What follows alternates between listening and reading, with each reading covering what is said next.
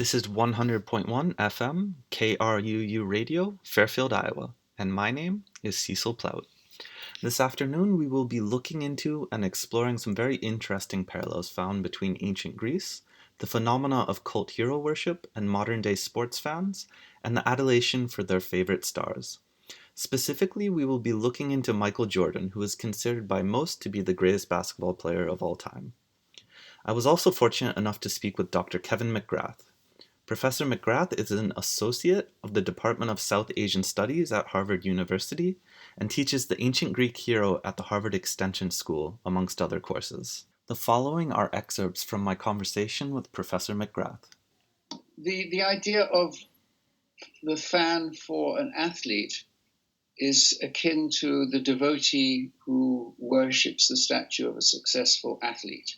And the successful athlete, not simply because of their physical prowess, but because of their beauty, and that beauty is a sign or an indicator of their also being morally superlative. The athletic success, the physical beauty, and therefore the connection with an implied moral beauty. In classical times, you had statues being made of these athletes, men, and they received devotion by fans. But if you go back to the archaic time, not the classical time, which is 1,000 years before, you look at the funeral games in the Homeric Iliad, which you probably talked about. Right. We talked about that in the course. And there, what the athletes are doing is imitating the ordeals of the deceased hero. And what happens on the battlefield is you have chaps chasing each other in chariots or running after each other or throwing stones at each other or firing arrows at each other or casting spears. And one of them dies. The heroic model is a duel. You have two heroes challenging each other and fighting till the death. And in athletics, in the funeral games, which is the hypothetical genealogy of athletics, you have warriors imitating all those instants or occasions on the battlefield as athletic events, throwing the discus, throwing the spear, archery, the boxing contest, chariot racing. So what the athletes are doing is imitating the ordeals, and the word is agon, A-G-O-N, the ordeals of the deceased hero as a way of giving them honor, of giving them worship. And then in classical times, you still have this practice, but the heroes are long gone in the past. Right. And what the athletes in classical times are doing is connecting with that heroic world. And that is a world of extraordinary beauty and moral superiority, and the heroes themselves were connected with the divine world. So there's a lineage there between the hero and the divine world. Point or ask you about this. In the paper I wrote, I drew a certain correlation between what I found was something that was supposed to be ostensibly developed by or from the populace worshipping the shrines of the cult heroes. And that was that seasonality of nature would be there, that certain healings would take place amongst people and animals. And I drew a certain correlation there between the seasonality of nature ensuring that the crops would come on time and the harvest would be proper and that all the animals would be well, which to me was more or less the fundamentals of the economy at the time, that so long the food was in abundance, then the economy would flourish properly.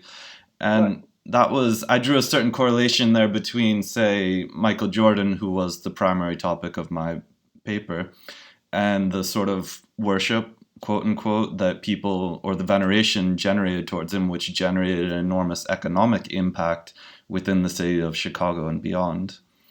Right. That's very interesting. And certainly in antiquity, economy was agricultural. Commerce was there in classical, but it was minor. And the devotion which was offered to heroes would be on an annual basis, because the deities were in the sky and the heroes were down in the underworld, and the mortal on the earth. And by worshipping the heroes in the underworld, the mortals were connecting with these terrestrial forces, which were the basis for agriculture. Mm-hmm. So yes, and the spirits, the psyche, the psyche of the deceased hero would, if the hero was received correct devotions, would benefit for the community in terms of its agriculture and livestock and so on. Mm-hmm. So that connection which you're making with and the economy of Chicago is very interesting. Yeah. From 1984 to 1993, leading up to Michael Jordan's first retirement, the value of the Chicago Bulls, Jordan's team, grew more than tenfold, from $18.7 million to $190 million. Jordan's value to the city of Chicago as a whole was conservatively estimated to be $1 billion at the time, and the short-term economic downturn from his first retirement was projected to be $100 million alone. These cult sites for heroes involve the mysteries in which devotees would be initiated. And if you hadn't been initiated into those mysteries, Mm-hmm. you wouldn't receive the benefit from the deceased hero agriculturally and so on. Okay. Well, I'll tell you from my perspective, the way I made that correlation to the modern representation is that many of these sports icons, they have their own brands, they have their own athletic wear, they have their own clothing wear. So in a way, in wearing that brand clothing, it's a way of making a connection with the individual to their sports icon, to their hero, to that sort of that ancient Greek deceased, and to have some sort of connection that way. Right. The goddess of victory, Mm-hmm. for athletes in antiquity, was called Nike, and the goddess stands, and Nike, this little, her name means victory, Mm-hmm. or Nike, is this deity who favors certain athletes. Now there's a very beautiful, there are many statues of her, but there's one in particular which was unearthed on the island of Samothraki, and it's now in the museum at the Louvre in Paris. Mm-hmm. And the outline, the silhouette of her wings has become the logo for Nike athletic goods. Right. So that comes from an image 2,500 years ago. Taken from her. The image and the name, of course. Also. Right. Nike in Greek and Nike nowadays. So what you're saying about the logo also has these precedents in antiquity. In 1984, when Jordan first signed with Nike, the company hoped to sell $3 million worth of Air Jordan shoes within the first 4 years of Jordan's contract with them. The fascination with Jordan was so great that in just the first year, Nike sold $126 million in Jordan brand footwear. This precedent set in the ancient world of athletes wanting to associate themselves with Nike, and the fact that the modern brand Nike has the wing of Nike as their emblem, is very similar to the way that Air Jordan has the Jumpman logo of Air Jordan on all of its products. Jordan is seen with his legs splayed wide, arms raised above his head with basketball in hand, the signature iconography of this great and elite athlete. This selfsame imagery is found in another striking example in Jordan's bronzed depiction in a statue that stands outside of the United Center, the Bulls' home arena in Chicago. In the same way in the ancient world, when artists turned to bronze and marble, they depicted the anthropomorphic deities as idealized human beings. For those that are not sports enthusiasts, this may all seem a little out of place. Why is it that Jordan is able to generate such huge and enormous economic returns? The writings of Rudolf Otto may be helpful in answering this question.